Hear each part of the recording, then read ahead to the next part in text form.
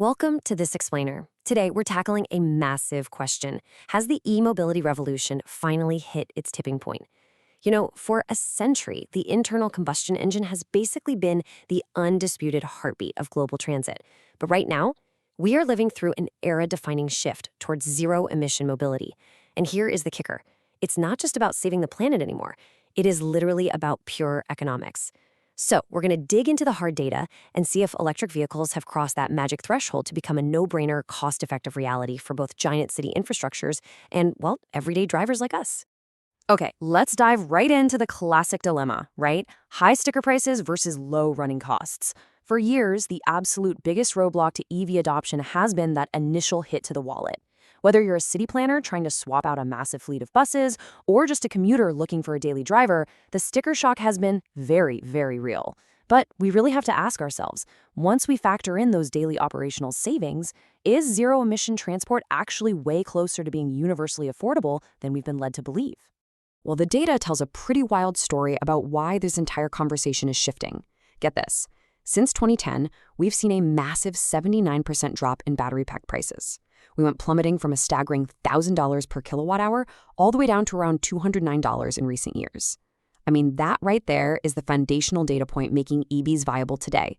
The battery used to be this insanely expensive component that just completely wrecked the economics. But as that cost curve drops like a rock, the whole financial calculus flips from this subsidized luxury for early adopters to a highly scalable necessity. And because of that incredible plunge in battery costs, we're witnessing something pretty fascinating. It's basically a dual-track shift. Two massive market trajectories happening at the exact same time. On one track, you've got public transit authorities going all in, rapidly electrifying these heavy municipal bus fleets to hit some pretty strict climate goals. And on the parallel track, automakers are aggressively going after the mass-market passenger sector, finally pushing affordable city cars to the public. Now, these two worlds might seem totally different, but they're actually feeding off the exact same technological breakthroughs and economies of scale. Looking at the municipal side first, flagship models, like the Proterra Catalyst, for example, are completely transforming public fleets. But here's the thing. They're doing way more than just moving people around.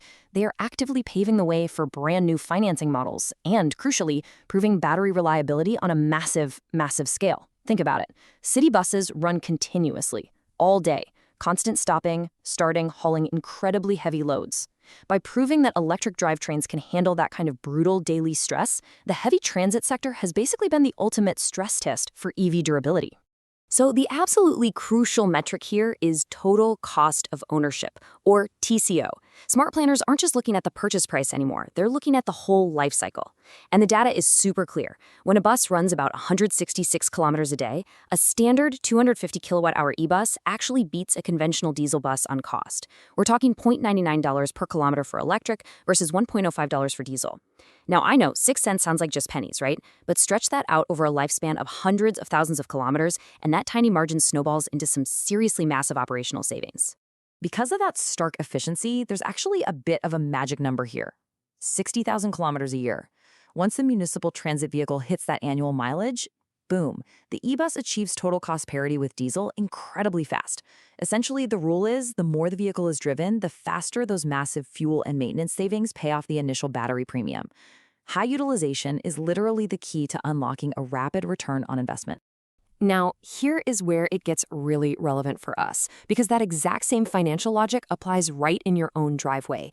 Let's look at 3 concrete reasons your wallet is definitely going to prefer an EV over a combustion engine. First up, operational efficiency. Electricity is just fundamentally cheaper per kilometer than refined fossil fuels. Second, reduced maintenance downtime. Because EVs don't have those incredibly complex drivetrains, you get to skip the oil changes, the transmission fluid top-offs, and all those dreaded mechanic visits for heavy wear and tear. And third, access incentives. In a lot of modern cities today, driving an EV lets you breeze right past restricted traffic zone fees and can even score you heavily subsidized or even completely free parking. So, how does this momentum translate for everyday drivers? Well, we are officially entering the era of the mass entry passenger market. Automakers have finally figured out how to use dedicated electric platforms and super durable LFP, that's lithium iron phosphate, batteries to just slash production costs.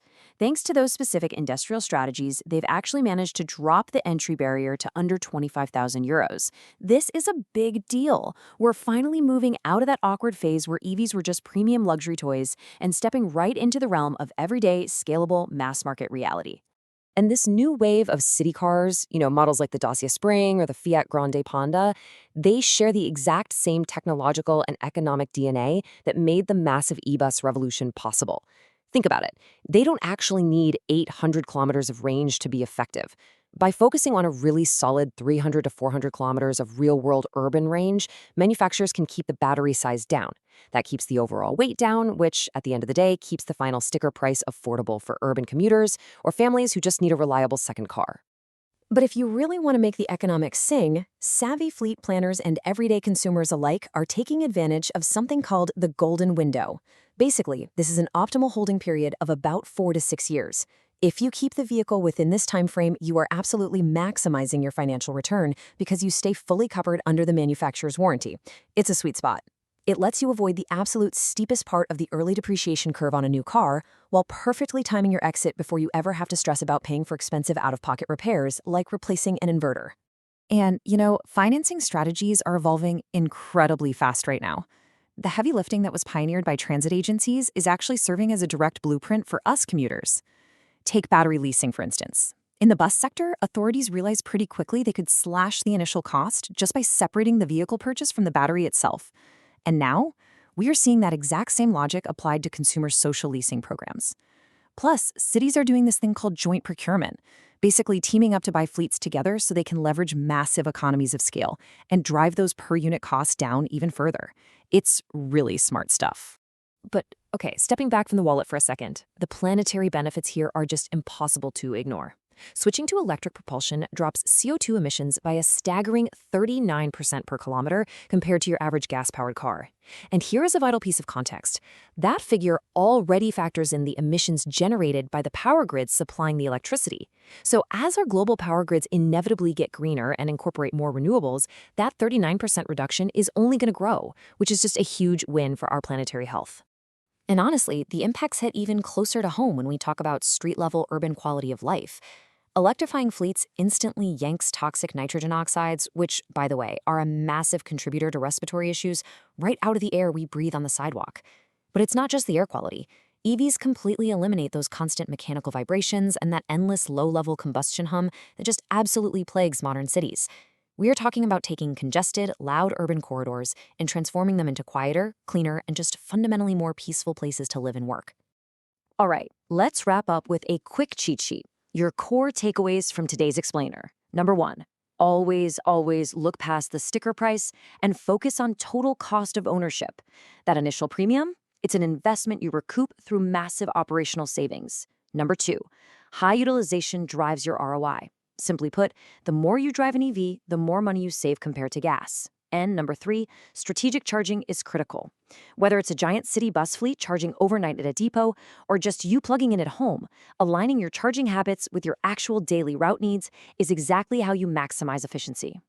Before we go, I want to leave you with a bit of a provocative thought to chew on the next time you step outside. Take a really close look at the public transit and the cars in your own community.